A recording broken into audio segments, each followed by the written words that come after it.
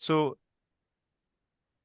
so again, good morning again. And the fact is, we are here because there is a huge opportunity for, especially for millennials and Gen Z or the fourth generation of founders, with a huge unlocking of wealth which will be transferred. Now, in Europe alone, they're talking about $90 trillion worth.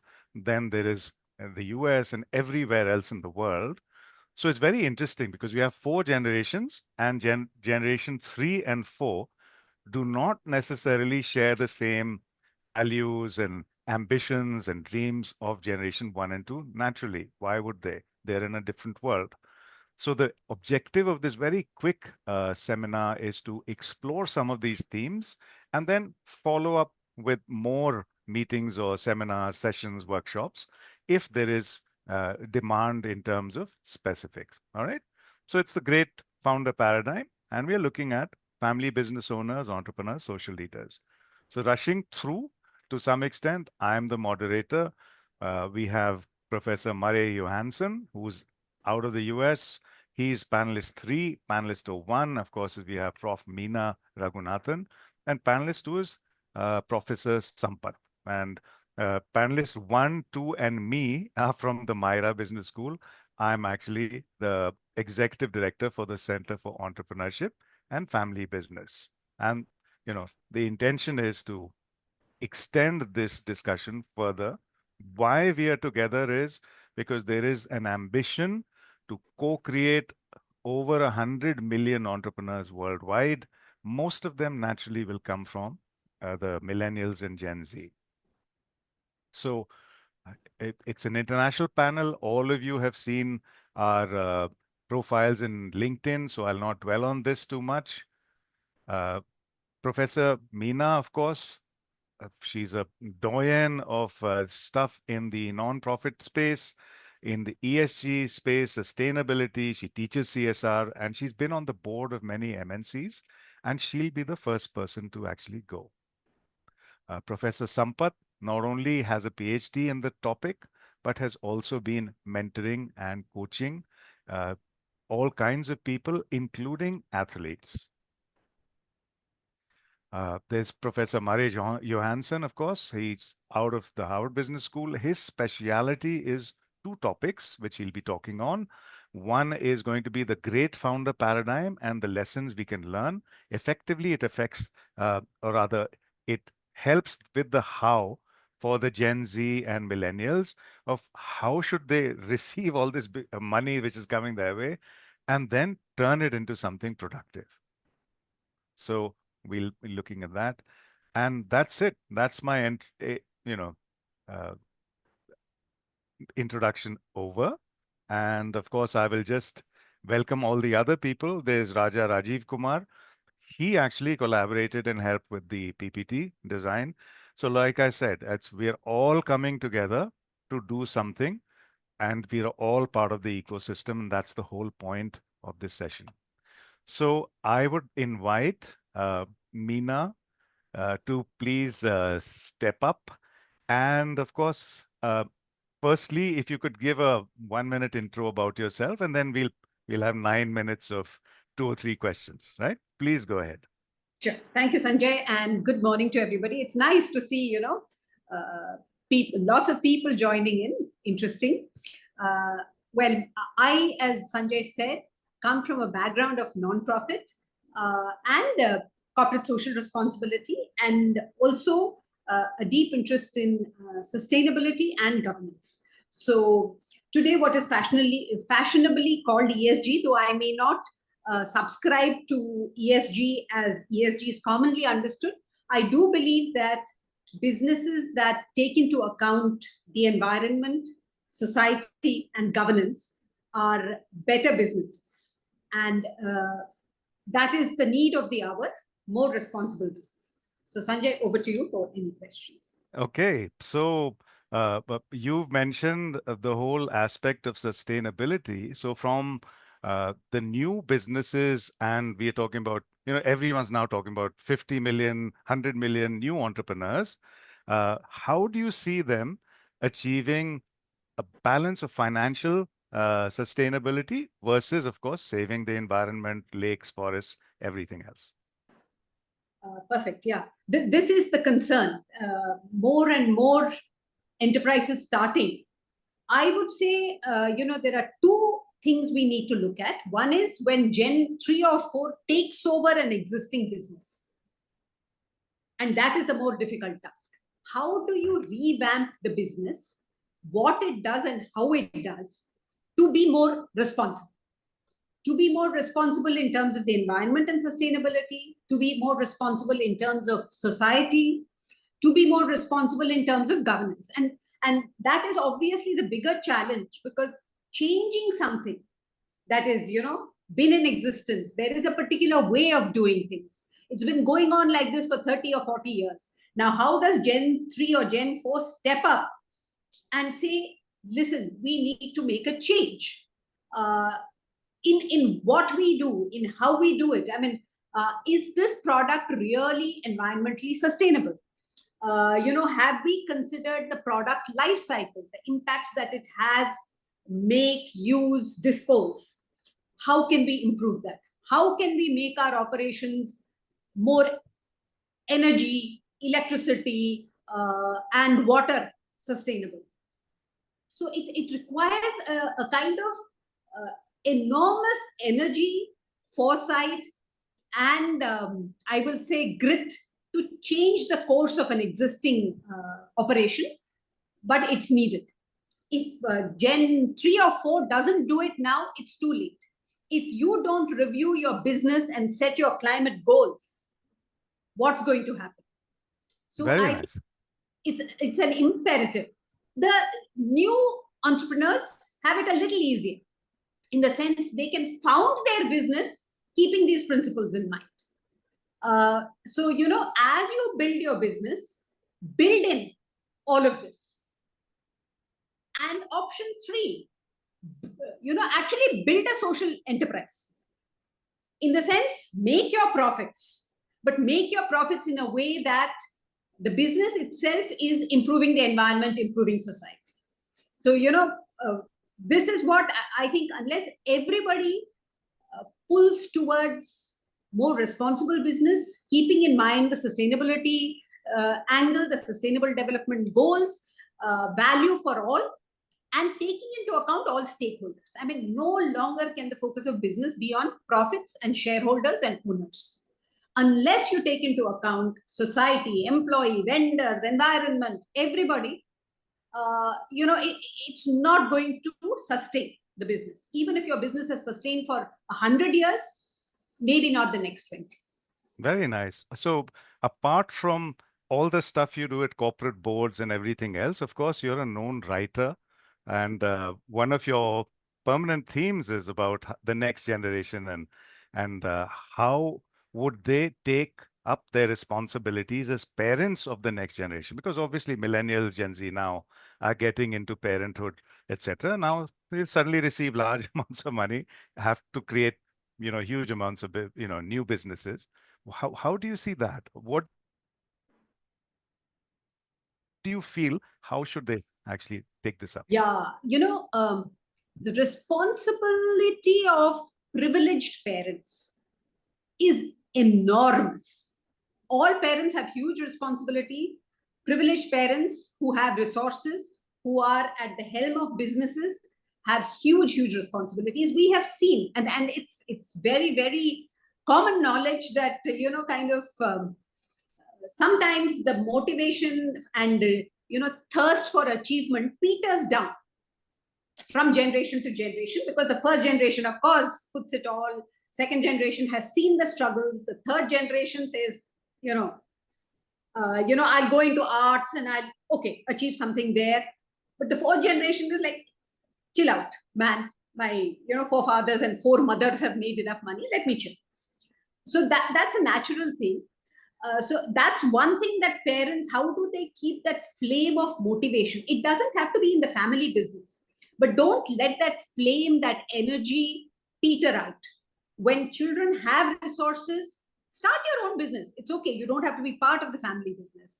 Start a social enterprise. Get active in arts, get active in sports, do something to make a difference, because you're already starting with that platform of wealth, of social networks, of education at the premier institutes. So how do we ensure that our children actually use it? And this must be a conscious effort on the part of these parents. The Very second nice. I would say is don't let this we say disadvantage, but over advantage is also a problem. When you live in your own bubble and don't relate to the world around you, it's a disaster. So parents, please take them into institutions which work for maybe orphans, maybe old people, whoever. Make them ride a public bus once in a while, take them in a train, break out of the bubble. So I would say that's a responsibility. Very nice. So it ties in with the one of your favorite themes also, which is about uh, how do you make the DNA of a person who is, again, wanting to do good in life first, because that hunger that the first generation who's a street fighting and sort of getting stuff done is not there. How do you see that with efforts like there is CSR funding available and this, that, and the other from a legacy perspective? So the person is saying, okay, I've had my family business generate a certain legacy. Now I want to I want to continue legacy, but in my own way. So how do you see that happening now? Yeah, that's a challenge, especially with traditional families who have a traditional way of looking at charity, and philanthropy. If you look at the history of this, and it's well documented, basically it all starts out maybe religiously. So I will do temples. It expands. I will do something for my community, my town. But I think the time has come to move out of it, and that's why there is this interesting term called Bangalore philanthropy, which is basically that this gen made the money, this gen decides how to use it for social good, not compelled by my family's legacy of doing good in a certain way, because the world has changed. So the establishment of a science gallery in Bangalore is something that new money, new philanthropy, Bangalore philanthropy has resulted in, or the Bangalore International Center, things Very like that. nice. I think we need to kind of look at society, relook how we look at charity, philanthropy, CSR. How do you make it more strategic? Because today the tools are also available, which tell you you're having an impact. So being worried not so much about inputs, I am donating so much or giving so much or spending so much, what is the end result of it? Thank you so much. This is a really great intro, and it sets the tone and context for what's going to happen next. So thanks, Meena ji, and let me call Professor Sampath for his 10-minute session. I think a round of applause definitely for Meena ji and her brilliant speech. Professor Sampath, let us hear you out, and while you're unmuting, I'll immediately start by saying that you were one of the inspirations because of something you heard in one of your classes from a Gen Z student, which is very direct. So let me come to one of the topics people discuss, which is conflicts in corporates vis-a-vis family business. But more interestingly, it's all about the how. How do we resolve it? What's been your experience? What can you share with this audience? Thanks, Sanjay. Thank you. Thank you for everyone who has made it on a Saturday morning. It's so difficult to make it on a Saturday morning. Thank you for all making it. I have been in this line for quite some time to understand that conflicts per se, whether it be in a family or in a friendship circle or wherever it is, it's a taboo word. Nobody likes to listen to the word conflict. And every opportunity that you get, you would like to brush it under the carpet because we don't want to face it. Generally, what happens also in a conflict situation is that nobody knows how to handle it. An 80-year-old man, 90-year-old, 25-year-old, 40-year-old, nobody has a clue how to handle it because each conflict comes with different dimensions. For example, one of the consultancy that I do, the father and two sons have not been talking for the past 6 months. The father has been saying, the children are saying for the father to quit and go. He's about 68. The sons are saying, how long will you last? Should we be like Prince Charles waiting for you to go like Queen Elizabeth? The father doesn't want to go. He says, I have built up the factory. I have built up, and it's a huge one in Bangalore, huge one. He says, why should I go? So with the result, more than a family consultant, now I become a counseling agent trying to bring both of them to the table. Second, when most of the time the conflicts happen in a corporate, somehow it is sorted out with the top management coming down heavily or the person quits and goes. It's simple. But in a family management, the scars are long to stay. I'm not going to accept something. And luckily, all these nowadays, what is happening is there are only 1 or 2 children, unlike those days when there are 6 or 7 of them claimants for the throne. With 1 or 2, the legacy of imbibing a business is lost completely. People do not want to imbibe that legacy of saying, I own a business. Having got a good business, they still want to do e-commerce. Everybody has got onto this e-commerce bandwagon that they feel is going to give them riches overnight. 3, one of the main reasons also is that planning succession. The father keeps it, mother keeps it till the last minute to say who should be the successor. If you don't plan succession well in advance, conflicts will be there to stay for a very long time. We can put a lid over the crisis, but one day or the other it's going to blow up. Lovely. You said beautiful segue into the next question I'll probe you with, which is the imperative of sibling rivalry. And what has been your experience in your counseling sessions or other training sessions, workshops, etc.? See, sibling rivalry is one thing that has caught the eye of everybody, but nobody seems to be putting a fix on it. The reason behind this, many a time the sibling rivalry is emotional. It is not rational to a large extent. The father likes the son to take over. The mother likes the daughter to take over. Who wins? Nobody knows. Right from the beginning, the person in Indian context, I'm saying, it may not be true. I'm not trying to generalize, but to a large extent, you will find the elder person taking over as a rule. So what happens is the next son says, how long am I going to be waiting for the other person to go? So this rivalry part of it takes different connotations at different times. Right at the beginning, it is better to tell them at the very beginning to say, he is going to take over and he is going to, and we will give you this. If you demarcate things so easily right at the beginning, life becomes very simple for people. Fantastic. Stop. So here again, segueing into the next point that you have brought to the table, the importance of communication to overcome sibling rivalry and the other pulls and pressures in a family business, especially between the generations of first founder onwards. One thing that we all lack, I'm making it a general statement, is a communication. What needs to be communicated doesn't get communicated properly in the right tone. And to a large extent, in family business, the problem happens because nobody wants to communicate to the other person if there is a problem. If communication can be sorted out at the very beginning, at an early level, life will become very easy for everybody, but easier said than done. Problems, conflicts, rivalry, anything and everything. In fact, there is a Steve Legler's 4-room concept that has been made famous now. That we have a management room, we have a board room, we have a family room. There are 4-room concept. You bring everything else, but there is one common denominator is communication. If people can pick up a phone or meet and say, I would like to talk to you, there is a problem, I would like to communicate with you. If we can do that, half the problem will be solved. Our own ego. Why should I do it? Why am I going to call him and ask him? Why can't he tell me what is there in his mind? This lack of communication or miscommunication can lead to disastrous consequences, especially in family business. In other business, it does happen. But family is more because you have got a family and a business, and joining together, it's a different concoction to handle. Very nice. So in fact, this is a very important theme.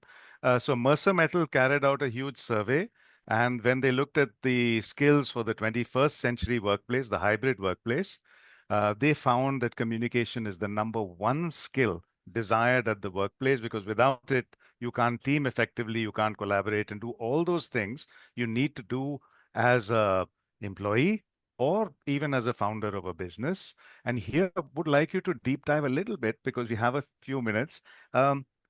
Any magic formula for making people communicate better? What has been your experience? What has worked in your consultations? I tell you, there's a company in Chennai where I work with, where there have been problems within the family of four people around. There is a 92-year-old gentleman, and there are four generations, the youngest being 22. Right. Now, the 22-year-old boy tells me separately, how long do I have to listen to this gyan? I mean, I don't know how many would understand this. Listen to this gyan at every meeting, my great-grandfather telling me how I should behave. Is there a magic by which I can stop him from saying that, because I'm tired of listening to him? So I told the elderly man, why not you call up? Why not I have a meeting with you and the youngest boy, just to give him confidence to say, why can't we do this? Why can't we do that? It took me at least a month and a half to convince him to meet the youngster. I can tell you today, I say with confidence, saying that both of them met and they gelled so well. Now there are 2 votes against 2 votes again. So it's been successful. It's only pushing and pulling them, and perseverance is the only key. But what do you do when one party is so adamant that they say, see it my way or the highway? How do you break through that? To a large extent, you'll have to use neuro-linguistic programming techniques to talk to them, convince them, make them commit, saying that for the better sense of business, can we do that? It takes time, but at some point in time, they listen to logic. At some point, it is not that completely it's my way or highway. Initially, yes, but over a period of time, they all agree to say, yes, there is a bigger catch to make. So why unnecessarily ruin the boat? But in the intergenerational situation, Hmm. where the business motivators for Gen 1 may not be the same as we know. It isn't the same for 3 and 4. How do you do it then? What is your experience? That's what, see, intergenerational differences are a very, very tough nut to crack. They are not going to accept so easily. And the boy who's there, he wants technology to be put in. The elderly man doesn't want technology. He's scared of technology. And this boy says, but for technology, we are not going to grow and we will become obsolete very shortly. So with the result, what happens is you have to put them all on the table and repeatedly talk to them, repeatedly, and pray to God that something happens at some point in time. But Right. it does happen. It is very, very difficult, Sanjay. It is very difficult. But Yeah. I think with perseverance, I've been able to manage it so far. God has been kind. Wonderful. Great to hear your success stories here. And in terms of a reconciliation between the generations, what was the key? How did it actually, manifest in terms of either personal amity or business success or both? Business success is one part, but more importantly, the youngster was, in this case, the youngster was prepared to accept and swallow his pride and say, okay, I'll come for the meeting and I will meet him in person and sort it out. Now, if he had said no, because the elderly gentleman said, I will not meet him, there is no point talking to him in private because I know it better. But over a period of time, they all agree, because they also know that the boy has to learn the roping, the tricks of the trade. He has to learn the ropes, and he will do it one of these days. Fantastic. Quickly, before I finish it quickly, I'll tell you, in 30 seconds, I'll tell you a case of a client of mine where, where the father-in-law asked the elder daughter-in-law where she was showing. She said, I'm going to Singapore in my presence. And Right. asked the younger daughter-in-law where she was going. She said, I'm going to New York. The elder daughter-in-law stood up and said, if she is going to New York, I'm not going to Singapore. I'm the elder one, so I'm not going. My husband can take his girlfriend. The younger daughter-in-law said, my father has more money than you and she put together. I'm not going anywhere. I've studied in New York, so I don't need to go anywhere. I'm going back home. I'm not going anywhere. Let them use the ticket or not, I don't care. It's a very simple going abroad ticket can lead to, and that too in my presence. So I can, the embarrassment that I faced. Yeah. Great. Thank you so much. And Thank for you. that very brief, quick fire round. So now Thank you. we'll segue to the US, where Murray stayed up late for us. And thank you, Murray. So would invite you now to speak on two of your pet topics, Murray. You've heard Meena, you've heard Sampath. Now, in the context of the great founder paradigm, uh, do share with us. Firstly, what are your thoughts? And secondly, what success have you tasted in real life by coaching, teaching, training, using great founder paradigm? Yeah, thank you very much for that kind introduction. Today, what I'd like to do is talk a little bit about the founder in the family business system. And I'd like to start out with a story and a quote. This one concerns an entrepreneur by the name of Henry Ford. Some of you may know that Henry Ford was an engineer, a good engineer, but his very first company went bankrupt. And so he worked on a new engine, and it got in a race between another individual, highly publicized. Ford won. And because Ford won, he was able to get a second round, and he formed the Ford Motor Company. He once said, in the past, there were 1,000 men to every opportunity. Today, there are 1,000 opportunities to every man. Why would we say that? Well, one of the reasons we would say that is that the world changed a lot a couple of years ago with the introduction of artificial intelligence. And artificial intelligence is giving us the ability to go after opportunities we never could have done before, especially in the family business, small business sector. And let me talk to you a little bit about why I feel that way. Now, not all businesses would be able to do this, but I think if the founder has foresight, they would look at this like, wow, this is such a great opportunity to grow and expand my business. So let's talk a little bit about why this would be the case. In 1962, a guy by the name of Thomas Kuhn had a book which he called The Structure of Scientific Revolution. In it, he documented the rules of success in a field such as business or science, such as biology. And he called these rules of success a paradigm. Now, besides that, he also came up with the theory and what happens when the paradigm shifts. Now, this is very, very interesting. Basically, when a paradigm shifts, the established players lose their edge. They lose their competitive advantage. It would be like the asteroid striking the Earth and the large dinosaurs died and the small mammals were able to take over. An example I'd like to share with you, in the 20th century, the Swiss had achieved a dominant position in the area of mechanical watches. They had almost 80% world market share. And then an innovation change, a technological change, a paradigm shift occurred. And that was the digital watch. In fact, the Swiss invented it, but they didn't patent it. And what happened was Seiko of Japan, Texas Instruments of America looked at it and they ran with it and ended up destroying an entire industry. Why? Because the Swiss were not able to adapt to this new technology. And it caused thousands and thousands of people to lose their jobs and many, many businesses to close. So in a paradigm shift, there is both opportunity and peril. And I think that's what's really, really important to understand. Okay. Yep.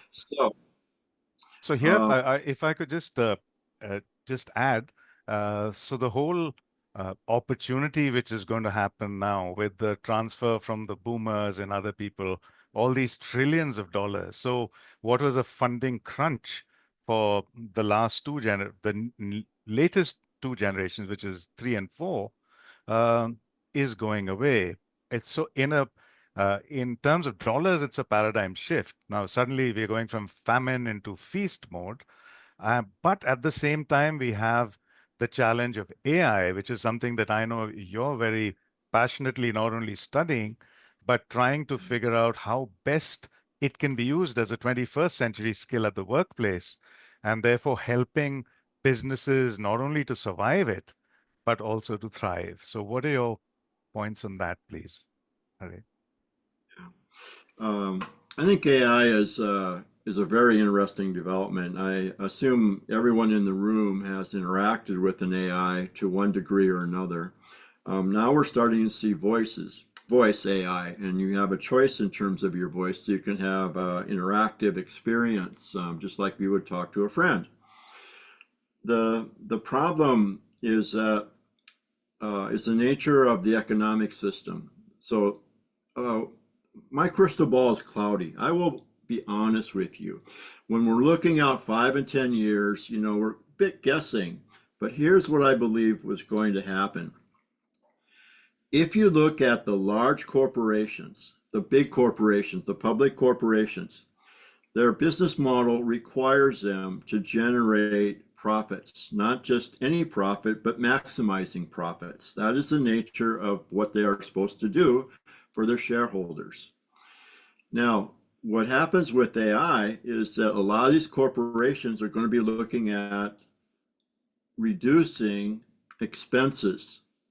And to a lot of them, that means reducing headcount. So we're seeing it already in some industries here that, and I know you are as well, especially in IT, these corporations are going to be decreasing the amount of people that they're going to have on staff.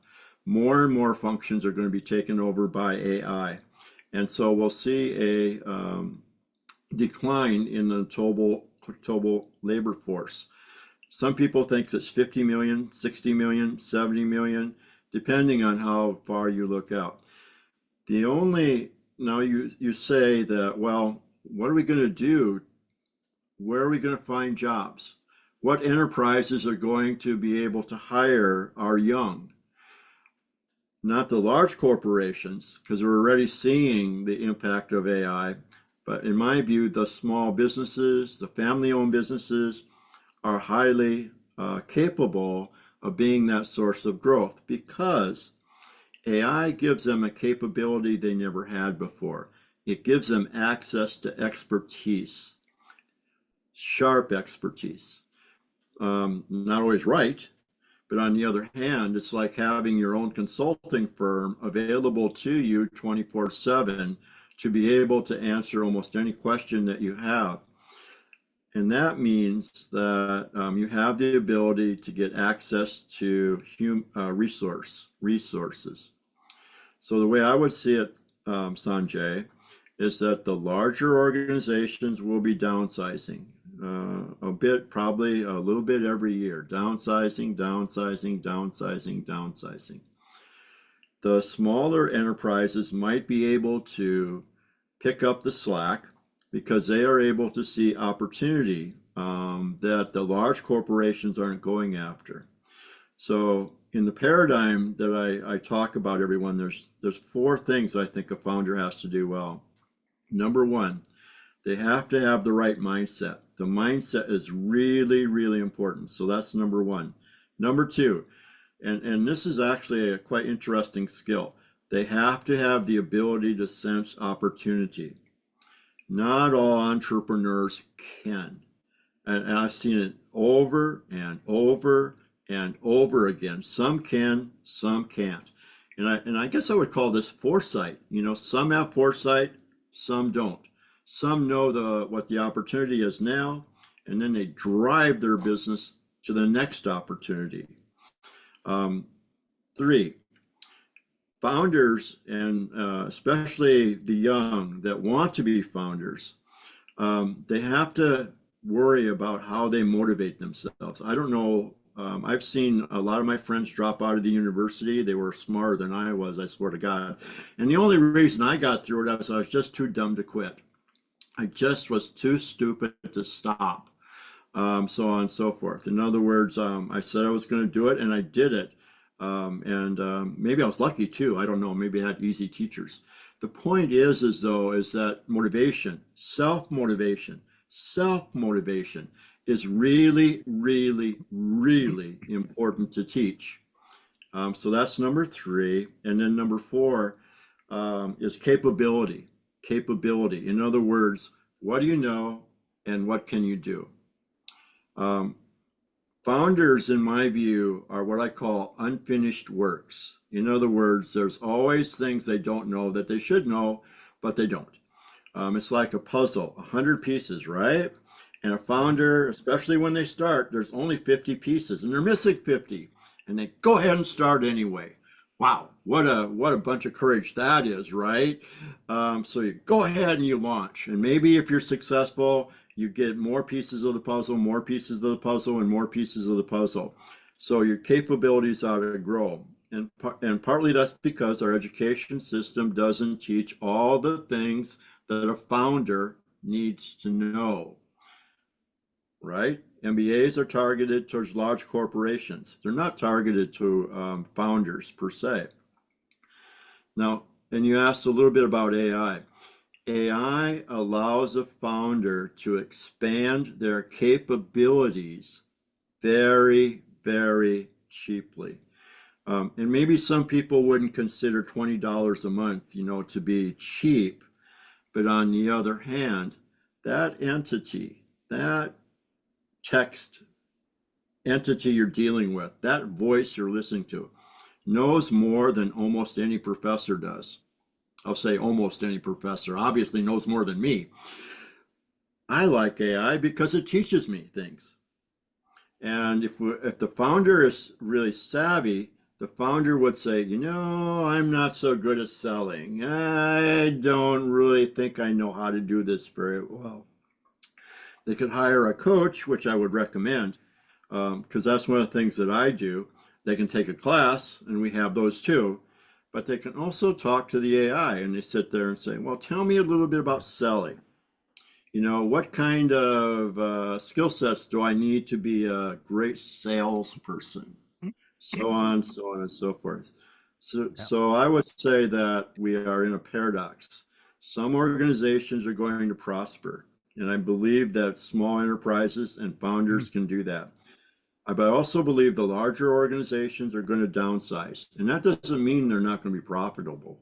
They'll be very profitable, but they just won't have a lot of people. So anyway, that's the environment that I see. Thanks very much, Murray. And that's it brings us to the end of the 3 download sessions. We've opened it up for questions. We have a couple of questions already. So to any of the 3 panelists and experts, how do we convince family business promoters to bring in professional executives, trust them, empower them, and reward them appropriately? Any of the 3.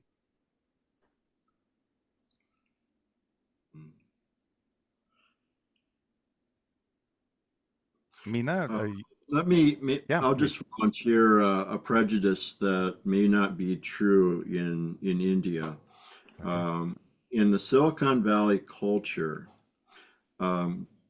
they don't necessarily recommend that you bring in corporate managers, people with 15 or 20 years experience, because the mindset of the experience of those people are quite different than the startup.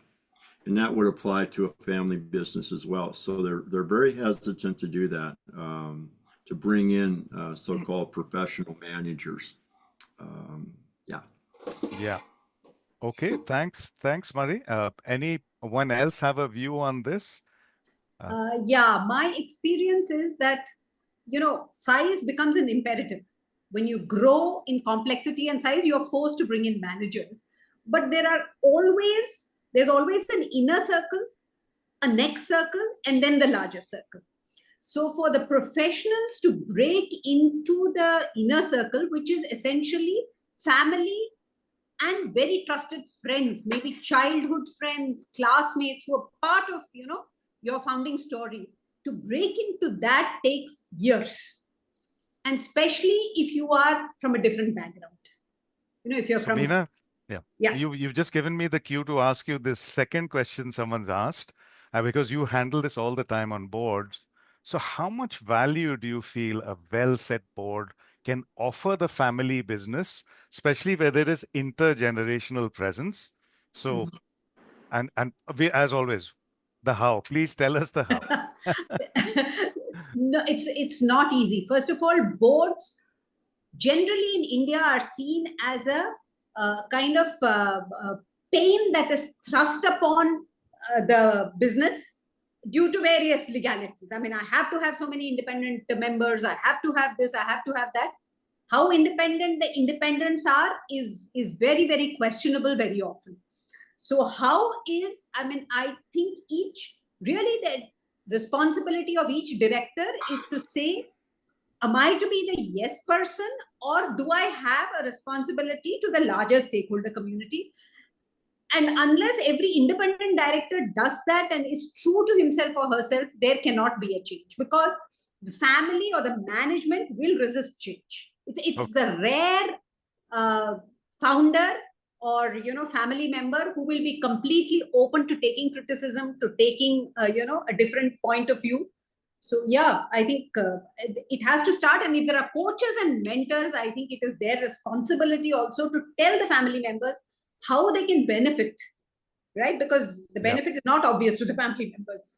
So Meena, I'll direct this question to you especially because it concerns especially women entrepreneurs, and the fact that worldwide we see there is the incidence of patriarchy, which is there. So what are the key things from a women entrepreneur perspective should to start a business and keep in mind that you have seen? So how did they succeed? Again, always the how, So Yeah. I think in some cases what I have seen is the family did not have a son. So right from the beginning, in fact, the daughters knew that they had to take it on and handle it. So that was a very interesting variation of patriarchy. Yes, it's fairly patriarchal, but when there is no son and there are 3 daughters, you have to, so you're groomed for it. In some families, we've seen terrible kind of sisters and brothers, or the girls and the boys. This girl fighting for a woman, fighting for a board position, even. So, but she's seen it through. I mean, she takes it to the court, she takes it to the High Court, she takes it to the Supreme Court, and says, "I'm a part of this, and I belong here."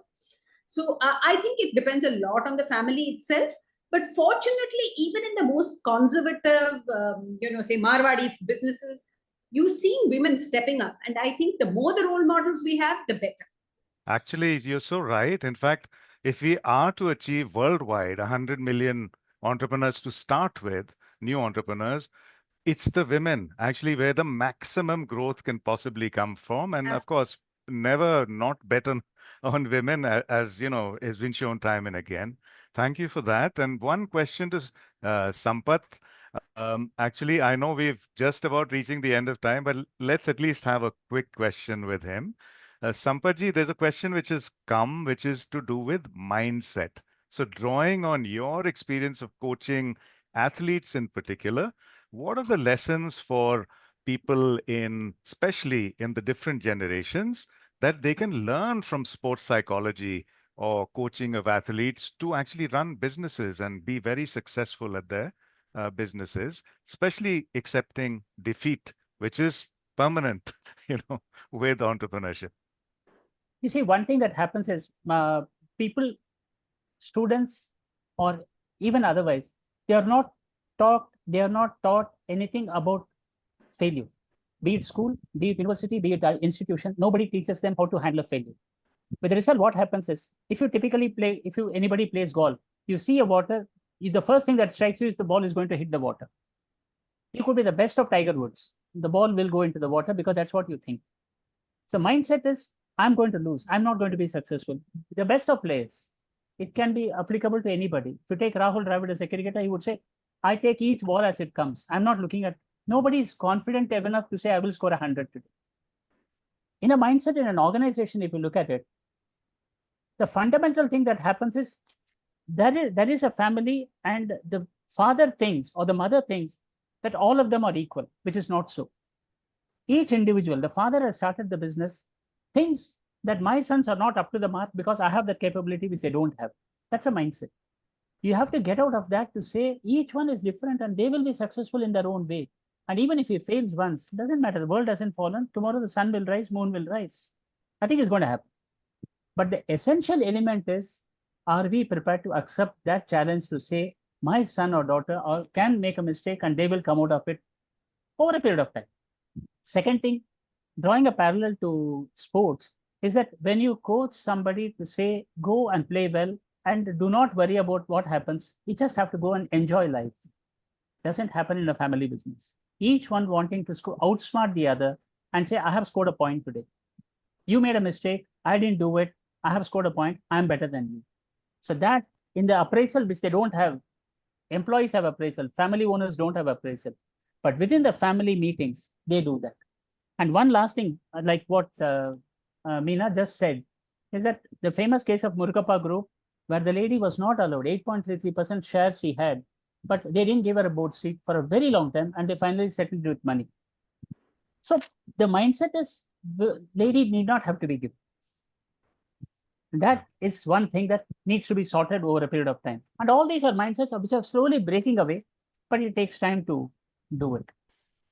Thank you so much. And in fact, I have run out of time. There's never enough time on this planet.